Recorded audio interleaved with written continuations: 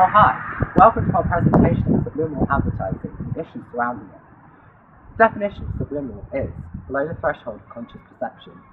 All of us in our daily lives are subject to many forms of subliminal advertising.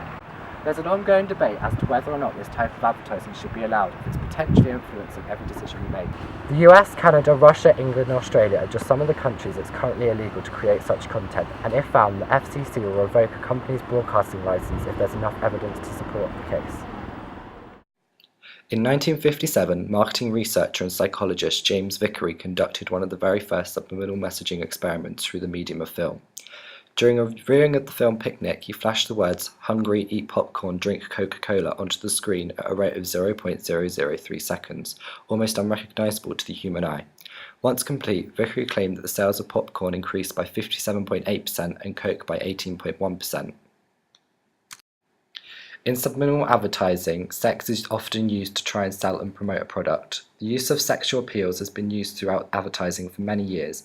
During the 1990s, Sega were at the top of their game and started to produce advertisements for Viz, a student comic book magazine that featured the following images.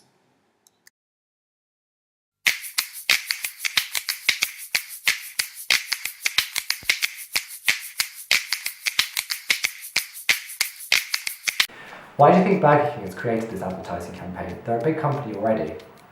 Firstly, usually you do see these types of ads for smaller brands who are trying to make themselves noticed by the public. However, portraying sex in ads is a very effective way to gain consumer attention. Advertisements on average are recalled at a 20% higher rate if they contain some sort of sexual subliminal images or messages. Could you possibly describe a bit more about the advertisement itself? Of course, the way everything is positioned in this ad, you can see that it's aimed to put a specific sexual idea in the man's mind. It appears that the woman's face in this advertisement has been retouched to make her look more like a doll with her red lips and her blonde hair. Women are often used as a sex object to attract men's attention, therefore it could be stated that the target audience for this ad is mainly directed to men. It is almost as though it is hinting towards a subliminal message that the only thing men truly desire in this world are women, sex and food. Was this advertisement successful in the market then? This advertisement was only a promotion for a limited amount of time in the Singapore market, and it's not running in the United States or any other markets. I mean, if you think about it, Burger King targets young children as well, and they should not be exposed to these levels of sexual advertising. According to many experts in Singapore, however, they informed us that the ad generated positive consumer sales around the limited amount of time that the product was in the market. Do you think that subliminal advertising only mainly focuses on sex? It does probably mainly focus on sex. However, for the Intel advertisement, it is subliminally suggesting that the white male is of a higher status than the black male who are on the ground below him. Thank you for your time. Thank you.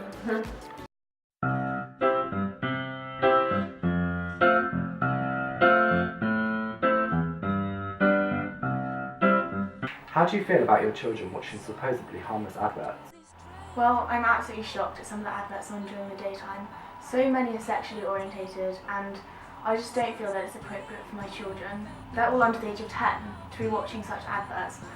I mean, most of them hint towards sex, and they use sex as a tool for selling their products. It's just not appropriate. Obviously there are rules and regulations put in place to stop such vulgar adverts being shown during the daytime.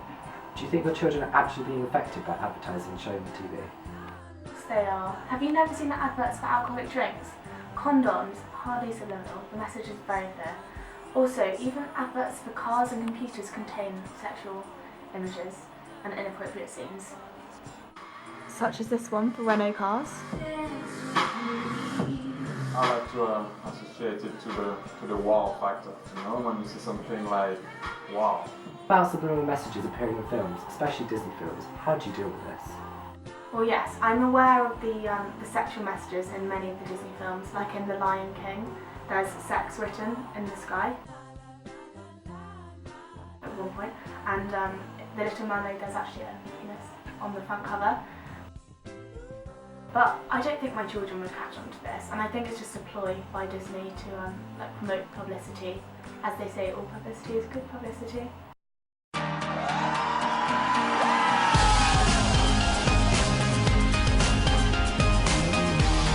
Subliminal advertising in the music industry has fast become a huge ethical issue in which we've had to monitor. One particular example that I want to use is Romeo Thicke's song, Blurred Lines. This song has attracted media attention since the day of its release due to its sexual content and inappropriate messaging. What has been the response to this?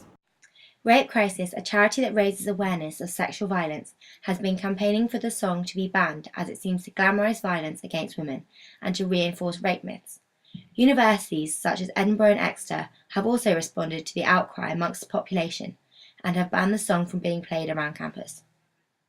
Beats by Dr. Dre used this provocative song in their advertising campaign and altered the video so that half-naked models were now playing with the phallus-shaped speakers. Everybody get up.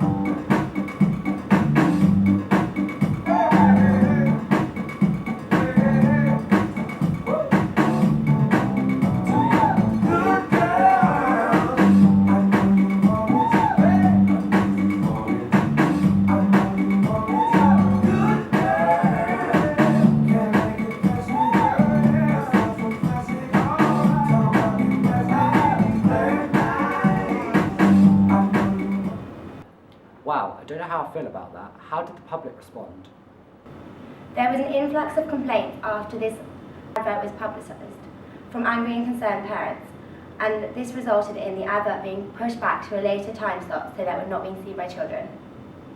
Beats defended this advert, claiming that any mild and light-hearted innuendo around the phallus-shaped speaker would not have been picked up by children. The company said that it did not consider the ad showed any sustained or overtly sexual messages or provocative behaviour due to the shots of nudity being so brief.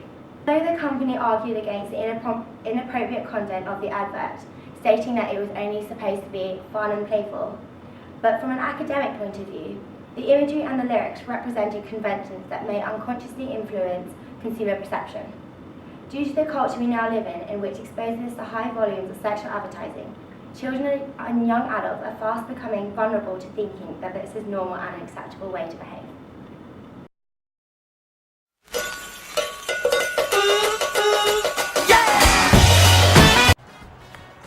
No, darling, I can't talk now. No, right, yes, okay.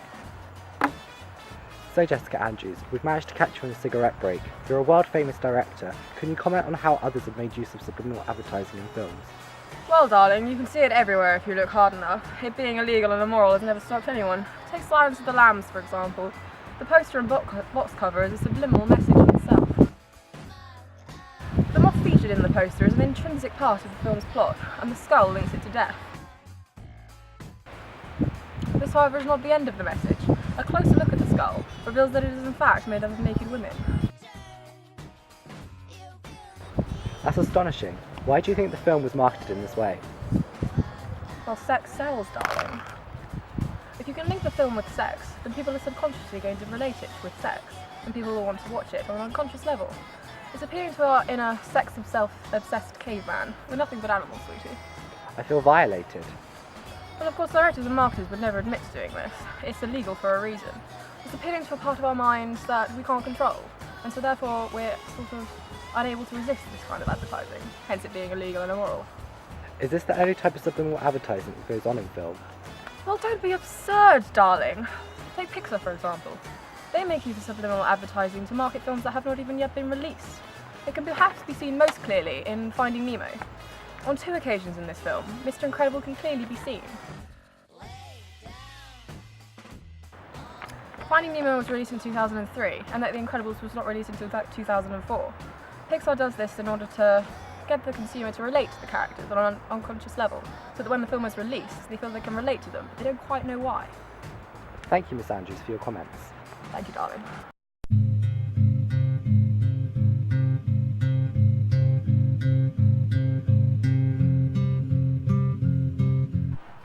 So Alex, what research you've been undertaking recently about subliminal advertising and the effects it can have on us? Hi Jack. At the University of Exeter we've recently been looking into Sigmund Freud's theory of the unconscious mind and its relevance to subliminal advertising. Whilst Freud's ideas were dismissed as folklore in the 20th century, recently psychologists have brought Freud's theory to the forefront again, due to thorough experiments on the effects of the subconscious mind, giving evidence as to what really goes on inside our heads. Interesting stuff. So what exactly is the unconscious mind? As Freud discussed, our unconscious mind plays a much larger role in the decisions we make than we may have previously suspected. Freud stated that the conscious part of our minds, known as the ego, is driven by our unconscious desires known as the id. Freud identified that the ego is not master in its own house, outlining how the unconscious controls our wants and desires, and without the id, the ego would be nothing. So why do we need the unconscious mind, and what role does it play? Well, recent evidence has reinforced Freud's theory that conscious reasoning makes up a small part of the activity in our brains. Most of the work takes place where we can't tap into it. The modern unconscious is a place of data processing, survival mechanisms, and rules of thumb about the world, sharpened by millions of years of evolution. It is the unconscious that stitches together data on colour, shape, movement, and perspective to create the sight enjoyed by the conscious part of the mind. Lastly, how is this relevant to subliminal advertising, and what are the issues surrounding it? Well, Jack, as we can see, our subconscious may have a larger role in making our decisions than we previously thought. Often, market researchers have dismissed the effectiveness of subliminal advertising in selling their products. But as recent research has found, our conscious purchasing decisions may in fact fall prey to advertising that plays to our subconscious mind, and thus the actions we make. Thank you.